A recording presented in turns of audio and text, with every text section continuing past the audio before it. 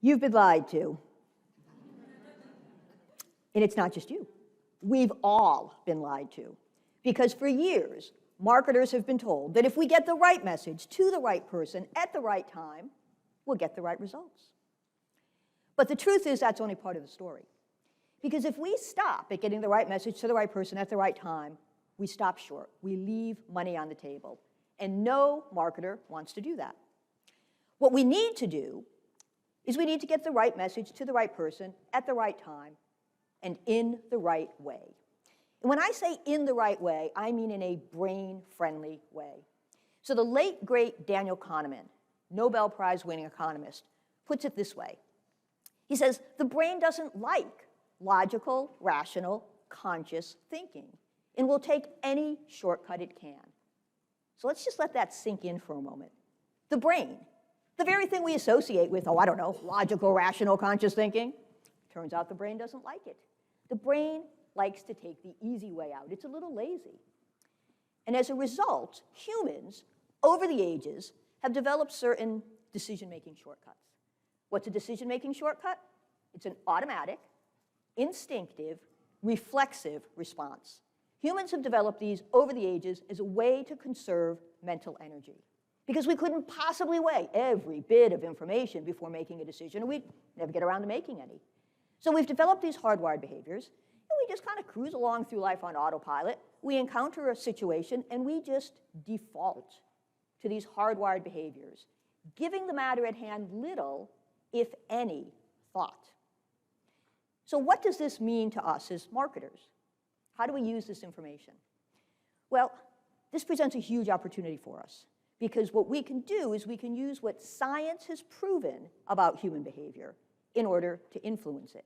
And what I'd like to do today is I'd like to share with you ways that you can do that. I'd like to share 3 inconvenient truths about human behavior and how they hurt your marketing messages. But perhaps more important, I'm also going to share 9 ways that you can overcome the pain that these inconvenient truths inflict on us. So does this sound good? Thank God, because that's what I've prepared. All right, so inconvenient truth number 1. People don't carefully consider content. They go with their gut. Now, this is a problem for us because we carefully consider our content, don't we? Right? We labor over it. We're very, very deliberate about what we put into it, and we work it, and we refine it, and we run it up the flagpole, and we pour so much of ourselves into it. And the truth of the matter is, our audience spends far less time with our content than we spend creating it. What they do is they just make decisions with their gut. They're not weighing the pros and cons and creating cost-benefit analyses and really thinking through things. They're going with their gut. As a matter of fact, behavioral scientists have found that emotions drive our decisions. We make decisions for emotional reasons, and then we justify those decisions to ourselves as well as to other people with rational reasons. There's a researcher named Antonio Damasio, and he conducted research among people who sustained injury to the part of their brain that controls emotion. And what he found was those people were virtually incapable of making a decision. Even a decision as simple as, what would you like for lunch today? Couldn't decide. Back and forth and around and around, they couldn't land. And what Damasio proved was we need to access the emotional parts of our brain in order to make decisions. Now I know, some of you are thinking, well, sure, Nancy, that makes sense if I'm selling something that's, inherently emotional, maybe wedding venues, family vacations, bridal gowns. But what if I have a practical product or, God forbid, a boring product? Or what if I have a B2B audience? How does this work? But I assure you, you still want to have some emotional as well as some rational sales points in your marketing messages. You want to combine them. So let's look at a few examples. Here we have something from TruGreen, right? Lawn maintenance service, pretty practical product. But look at what they say in their subject line. Make your neighbors jealous of your lawn with TruGreen. So they're not talking about, how much time and effort you can save by hiring them. They're not talking about the, ecological or environmental impact of having them. They're not even talking about how a beautiful lawn will improve the value of your home. No, they're talking about how you're going to feel knowing that your neighbors are jealous, right? They've got the emotion there. Or here we have something from Slack, and they say what it feels like to sit in 25% fewer meetings.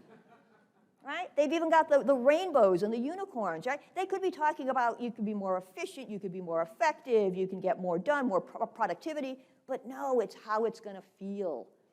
And here we've got something that's decidedly B2B, right? Impress your boss is what they're saying. Now, we all think that when people make B2B decisions, it's for the good of the company. And I'm not saying that that's not true, but I'm saying there's another factor, right? That people are thinking about themselves. The B2B Institute found that emotional messaging can be 7 times more effective at driving sales, profit, and revenue. So we want to have that emotion. Use emotion to connect with your customers and your prospects. I'm not saying to walk away from the rational reasons, but use the emotion as well. Have that combination. All right, so we're talking about the fact that people don't carefully consider content. They kind of go with their gut. We're talking about emotions. Not all emotions are created equally. As a matter of fact, people are afraid to lose. They're really afraid to lose. They don't like to lose. Behavioral scientists talk about something called loss aversion. And what they found is people are actually twice as motivated to avoid the pain of loss as they are to achieve the pleasure of gain. Twice as motivated. So if we were in Vegas playing slot machine and we won $100, well, maybe on a scale of 1 to 10, that would feel like a 5, right? We didn't become millionaires, but hey, we won $100, you know? If we then lost that $100, it wouldn't register as a -5. It would register as a -10. We feel the losses twice as powerfully. And as a result, we're twice as motivated to avoid them. So how do we use that in our marketing?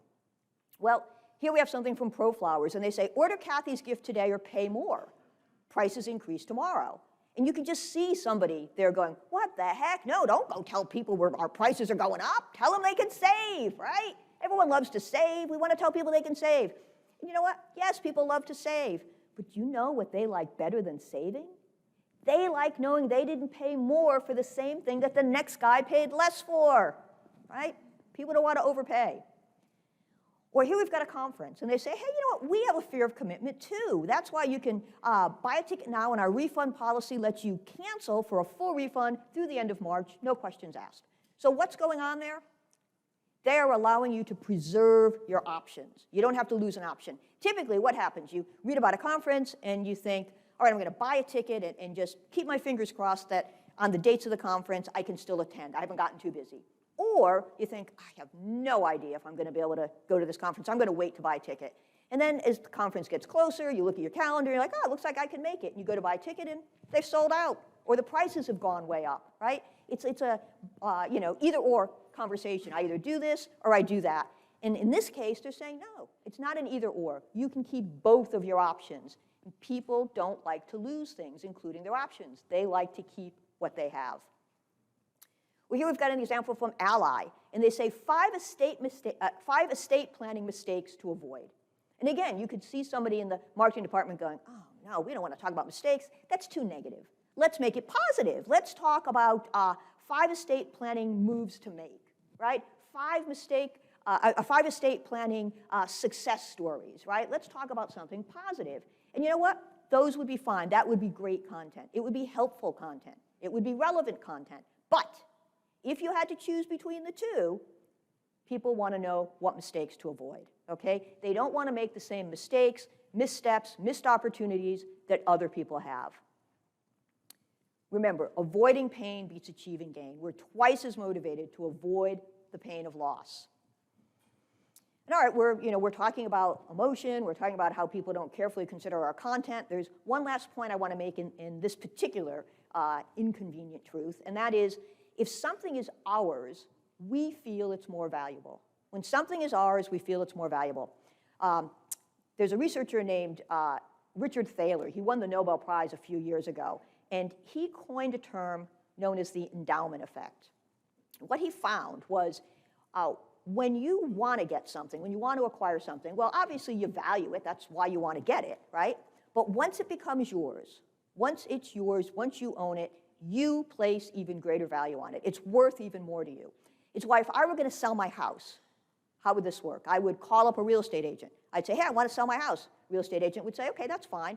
I'm going to run the comps. I'm going to find out what comparable houses in your neighborhood, your square footage, your condition, I'm going to tell you what they're currently selling for. And based on that, we'll know what to put your house on the market for. And I'd say, great, go do that.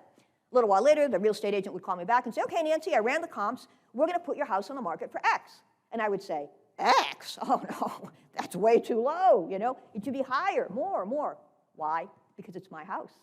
It's mine, and I value it more. I value it more than the data says the market would be willing to pay. So what can we do with the endowment effect? How can we use this as marketers? Well, there's a company called Lot 18, and they sell wine by mail. And I know a lot of you don't know me, so I'm just going to put this out there. It's not that difficult to get me to buy wine. Okay? It's not. I like a nice glass of red. Okay? I had a nice time last night. A nice thing. Red is good. Anyway, I really appreciate what they did here, though, because they didn't say, hey, buy a bottle of wine. They told me that I had a $15 unused credit in my account that expires tomorrow at 11:59. Okay? Now, they could have said, hey, buy a bottle of wine by 11:59 tomorrow, and we'll take $15 off.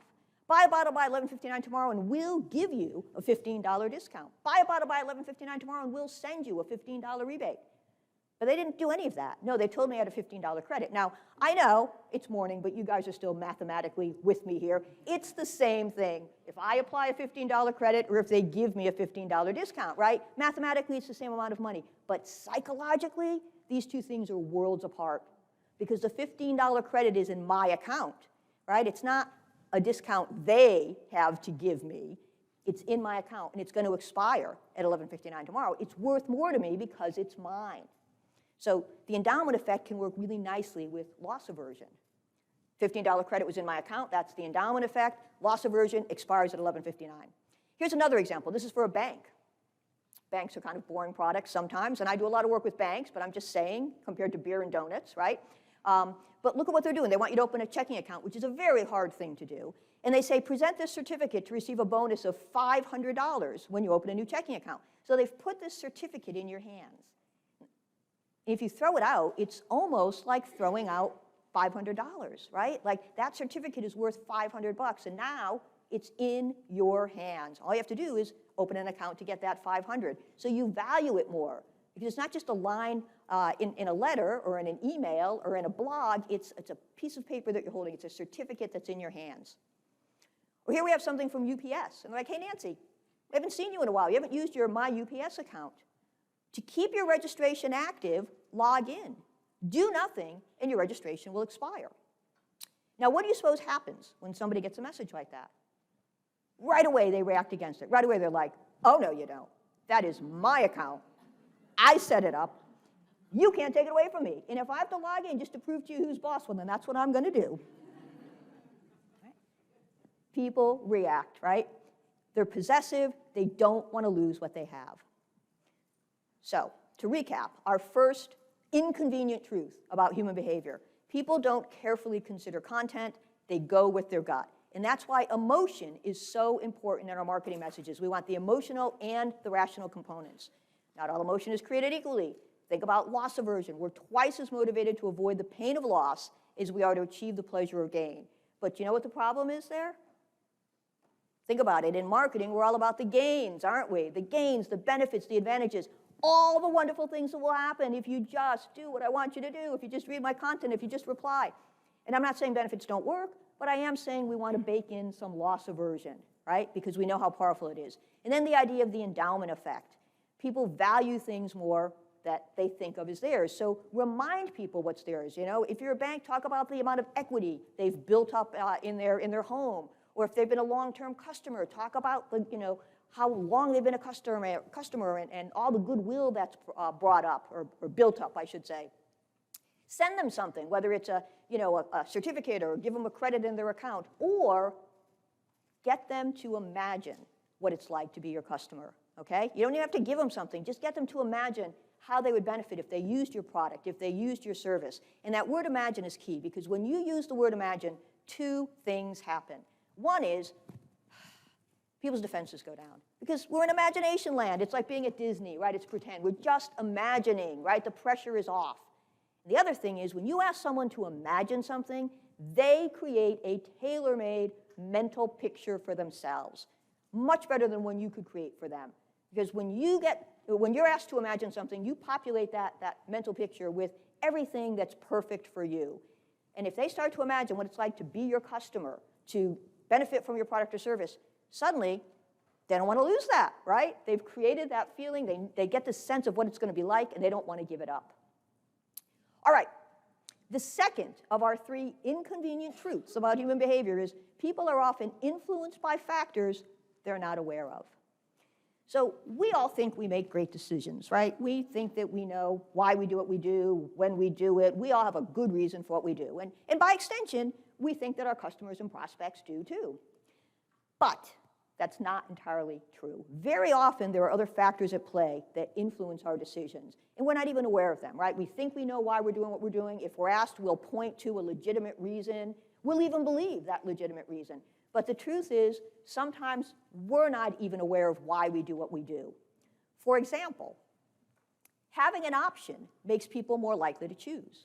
Having an option makes people more likely to choose. And you may say, that's crazy. If you offered me an apple, I either want the apple or I don't want the apple. If you then say, well, there's also an orange, why would that make me want the apple more? But it can. And the reason has to do with something behavioral scientists call autonomy bias. Autonomy bias is this deep-seated desire that people have to exert some kind of control over themselves and their environment, right? We do not like to be told what to do. We don't like to feel like we're being forced into doing things. We like to have what a psychologist would call agency. We like to be in charge. We like to be in control. And researchers observed what a powerful driver of human behavior this is when they were watching people at crosswalks in New York. So something happened a few years ago in New York where they decided to change how the crosswalk system works. Typically, you'd walk up to the intersection, there's a pole, there's a button on the pole. You press the button on the pole, it makes the walk signal appear. And they decide they're going to automate this. So every few minutes, the walk signal just automatically appears, no need to press the button, so they start removing the buttons from the poles. They get about halfway through and they're like, wow, this is getting very expensive. Leave the rest of the buttons where they are, we'll just disable them. So now we're in a situation where, depending on the crosswalk you approach, there's a pole with a button or there's a pole without a button. And what the researchers observed was when people came to a crosswalk with a button, they would press the button and they would be more likely to wait for the walk signal to appear. Even though pressing the button wasn't what made it appear, they didn't know that. They felt they had some control over the situation, and as a result, it influenced their behavior. The people who came to a crosswalk with no button, they'd look right, they'd look left, they'd go, yeah, I could do this, run right into the traffic. So how do we use autonomy bias in our marketing materials? Well, take a look at the subject line. They say, do this now, create an income that puts you in charge. Those last 4 words, put you in charge, marketing gold, because it has such, or they have such psychological appeal, right? We want to be in control. We want to be in charge. They even go on to say, it means you have options when it comes to travel, adventure, even living abroad. Now think about that. If you have options, that means you're choosing from among those options. You're selecting the option you want. You're the one in control. So this really feeds into that desire we have, that hardwired desire we have for autonomy. Now, speaking of options, look at what Marriott Bonvoy is doing. They say, pick a card that's right for you, and they show 2 different cards. And what they're doing is they're tapping into some research that came out of Tulane University that found that when you give people an option, when you give them 2 choices instead of 1, you nearly quadruple the likelihood that they're going to make a buying decision in the moment. Why?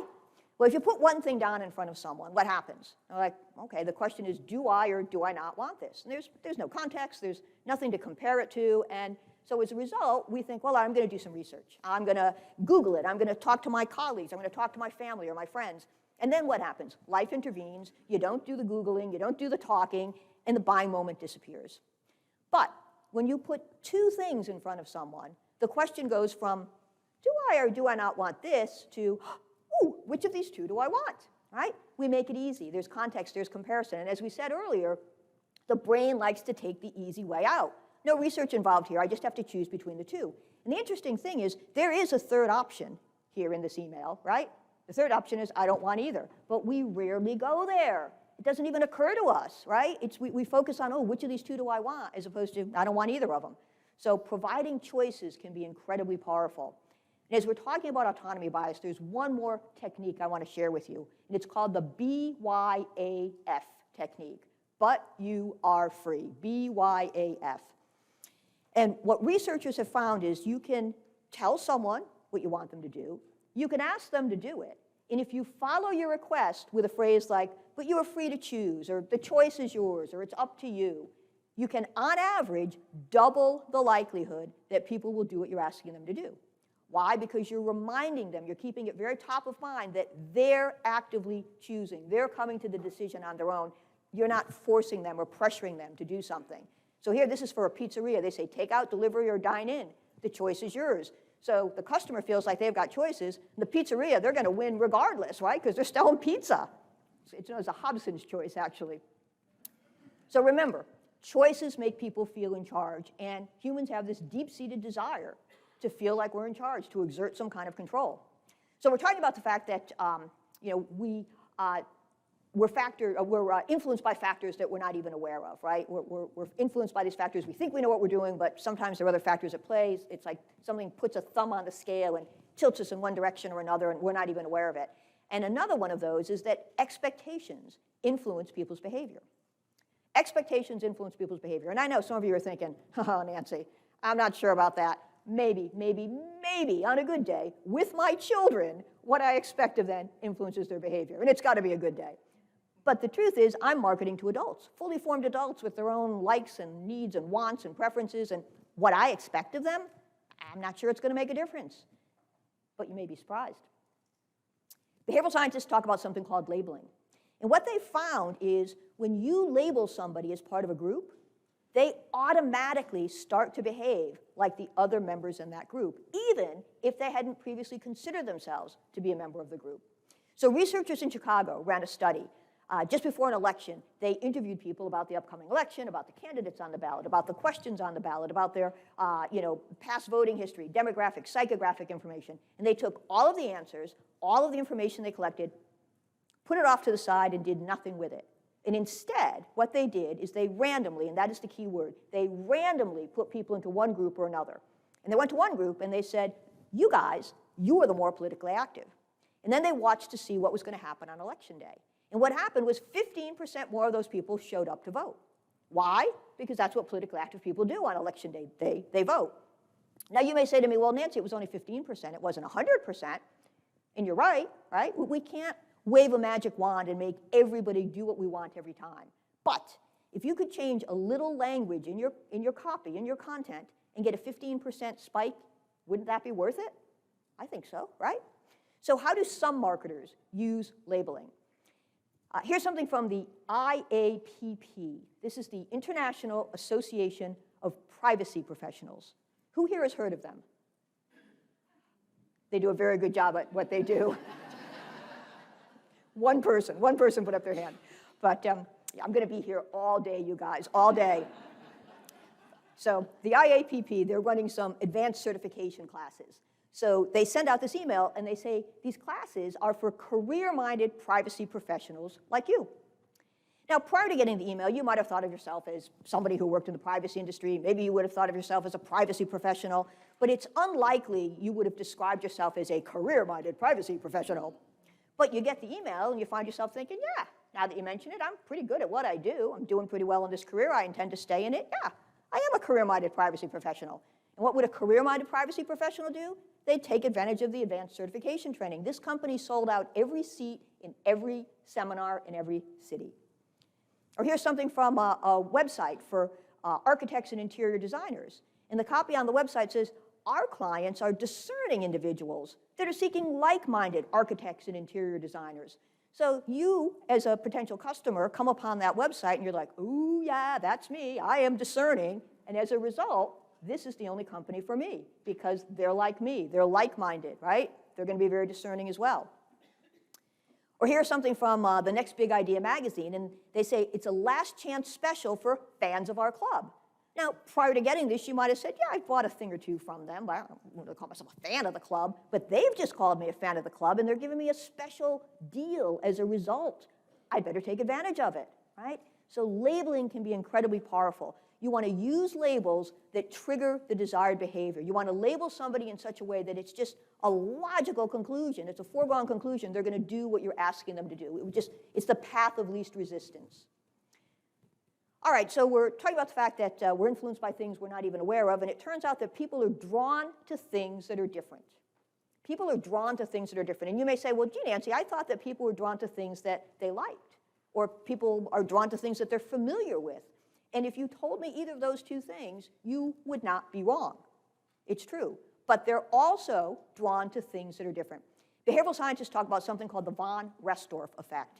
And what they found is humans notice and remember things that are different. Your eye goes to that red button because all the other buttons are blue, right? We notice and pay attention to and remember things that are different, that stand out from their surroundings. So how do we use this in our marketing? Well, here we have something from a bank, and you can see they're showing a person, at least we think it's a person, but there's no head and there's no hands, right? I've circled it in red so you can see that, but typically as you're scrolling through your social feed, people in suits have hands attached to the ends of their sleeves and heads popping out of their collars, right? And you're kind of like, what the heck, right? So you notice it because it's different. It stands out. It's not like all the other people that you see in your social feed, in your ads and your posts. Or here we have an email, and what they've done is they have shouted in their subject line, right? They've capitalized the first word. It's all caps. And we've been told, oh, that's shouting. You shouldn't do that. Why would you shout at your customers? But the truth is, it's okay. It's okay to do it as long as you don't capitalize more than half of the subject line. Research that came out of World Data, and they analyze about 6 billion emails every year, found that if you all cap fewer than 50% of the words in your subject line, you can get a 21% increase in opening rates. And the reason for this is most marketers aren't doing it. So as people are scanning their inbox, what's going to stand out? The all-cap subject line, right? It's going to jump out because it's going to be different than everything else in that inbox. Well, here we have a restaurant, and they're wishing me a happy half birthday. It's like, well, that's kind of interesting. I mean, I know when my birthday is, but I don't even think about my half birthday. Like, who thinks about their half birthday, right? And as a result, it stands out, right? Of all the holiday messages that are out there, you rarely, if ever, get a half birthday message, and so you pay attention to it. So remember, people notice whatever stands out from its environment. So to recap, the second of our 3 inconvenient truths about human behavior that are hurting your marketing messages is that people are often influenced by factors they're not aware of. And that led us to autonomy bias, this desire for people to be in control, so give them choices. Tell them that they're free to choose, right? It's a very powerful way to tap into autonomy bias, and that motivates behavior. Labeling. When you label somebody as part of a group, they automatically start to behave as the other members in that group. There is a caveat, however. Your label has to be, neutral to aspirational. If you're, selling grass-fed beef, steaks, and you send out an email and you send it to a vegetarian and they say, as a discerning carnivore, you'll love our steaks, the vegetarian's going to be like, yeah, they're not going to suddenly become a meat eater. So what you want to do is you want to choose a label that reflects how somebody thinks of themselves, how they would like to be thought of, how they would like to think of themselves, something a little bit aspirational. So it's like, yeah, I would like people to think of me that, I'd like to be thought of as your best customer. I'd like to be thought of as a savvy investor. I'd like to be thought of as a critical thinker, right? I'd like to be thought of as someone who doesn't just blindly follow the crowd, which could be very valuable if you're trying to sell something and you're not the marketing leader, right? But you talk to your target market and say, you're someone who makes up their own mind. You're not someone who just follows the crowd. And that's why we think you'll be interested in, suddenly you're like, yeah, whereas your first inclination might have been like, I don't know who those people are. I'm going to go with the market leader. But suddenly you're like, no, I can stand up for myself. I'm not going to follow the crowd, right? So labeling can be very, very effective.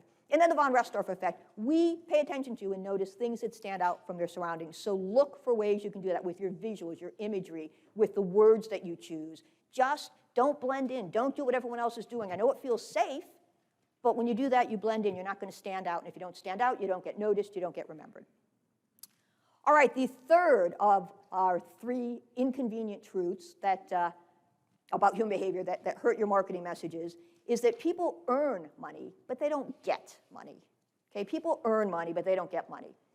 They go to work, they get a paycheck, but they don't get money. And here's the reason why. When you think about money, money has popped up relatively recently in the timeline of human evolution, right? Humans have been walking this earth for a long, long, long time before money ever popped up. I mean, I know we use money in our parents and our grandparents and our great-great-parents, but the truth is, when you think about all the time that we've been here, money has only been around for a short period. And as a result, we're not great with it. We're not particularly good with it. There are mistakes that we make with money. For example, people discount the value of distant payoffs. People discount the value of distant payoffs.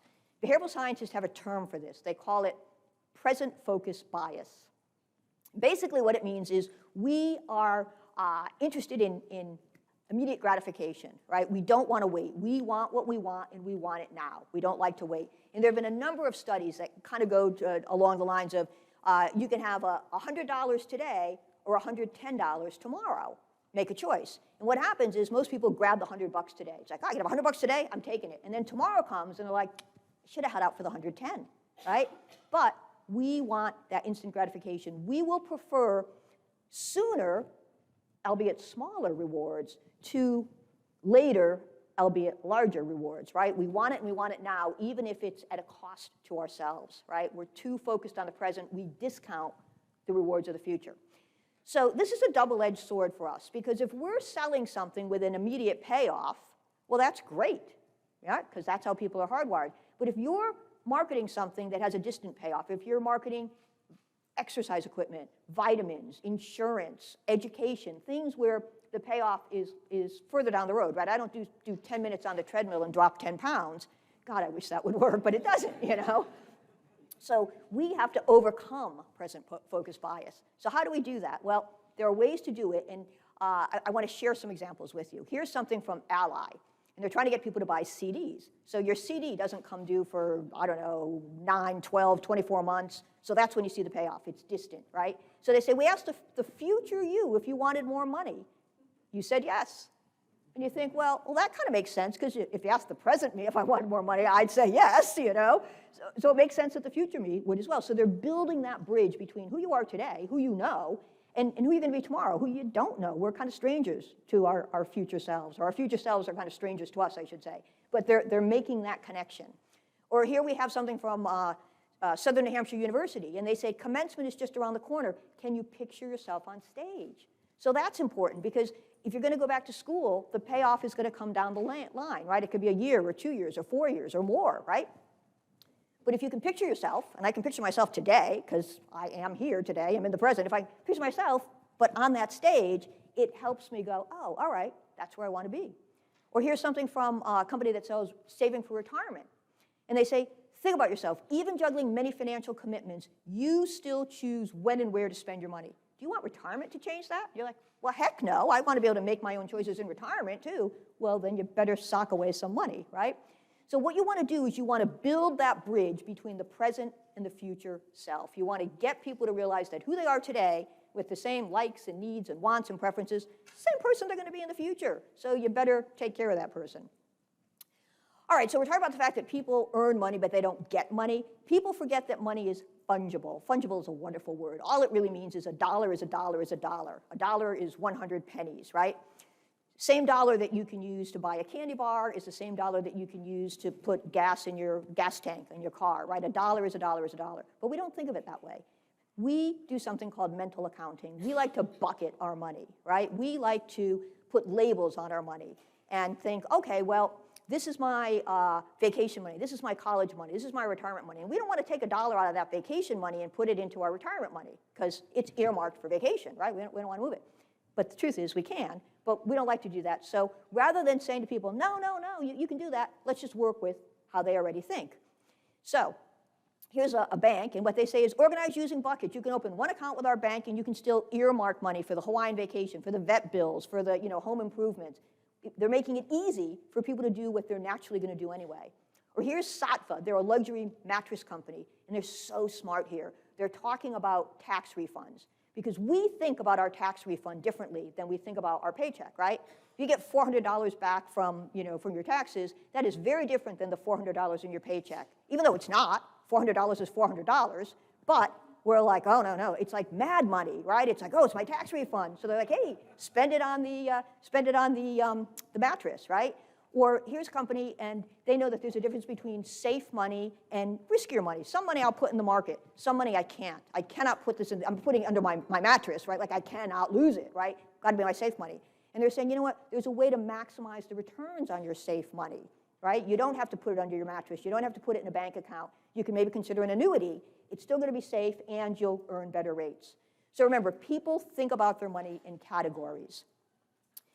Now, we're also talking about the fact that people earn money, but they don't get money. People equate size and position with amount. People equate size and position with amount. So behavioral scientists identified something called magnitude encoding effect. So you're looking at $5 twice on that screen, but one of them is in a much larger font, a much larger typeface. That seems like a bigger number, right? Even though $5 is $5, the larger you see it, the larger it is, the bigger it feels. So when you're looking at these 4 different ways to express $4,000, the one on the top takes up more space. The one on the bottom takes up less space because there's no decimal point, no zeros, no comma. The dollar sign is half the size of the numeral. If you're talking about savings and value, use the one on the top. If you're talking about the cost, use the one on the bottom, right? You want it to look as small as possible. If you're having a sale, you can say 4,000 with a red slash and then 3,750 in nice big font so people don't miss it. But research that came out of UConn and Clark University found that your sales price should be in a smaller font than the original price, because if it's in a smaller font, it feels smaller. Same thing here, $400 to $350, ... or $400 to $350, ... The further apart they are physically, the further apart they seem financially, right? It's really interesting. The higher on the screen, the higher the number seems. The lower on the screen, the lower the number, same number. So it's not just the number, it's how it's perceived. So to recap, people earn money, but they don't get money. They're focused on the present. They discount the rewards that come in the future. They use mental accounting. They bucket money. They label money. And there's magnitude encoding effect. The amount of space that a number takes up influences how big or small you think of it. So we've covered 3 inconvenient truths about behavioral science, human behavior, that influence the effect of your marketing. People don't carefully consider content. They go with their gut. They're influenced by factors they're not aware of. They earn money, but they don't get money. If you're interested in more behavioral science tips, I highly recommend my book, Using Behavioral Science in Marketing. Ann Handley, everyone's favorite, says that it's like a brain tell-all revealing the secrets, biases, and weird brain science fueling human decisions. It sold out last year at the bookstore. The guy downstairs running the bookstore said to me, Nancy, come down and sign books after your session. If anyone wants to buy a book, you can sign it. So I will be there signing books if anybody is interested. You can get it from the bookstore right on the exhibit floor. And I have 2 more things to say. The first is, if you want a cheat sheet that recaps some of what we talked about, but adds in a few things we didn't get to, take a picture of that QR code. Thank you very much.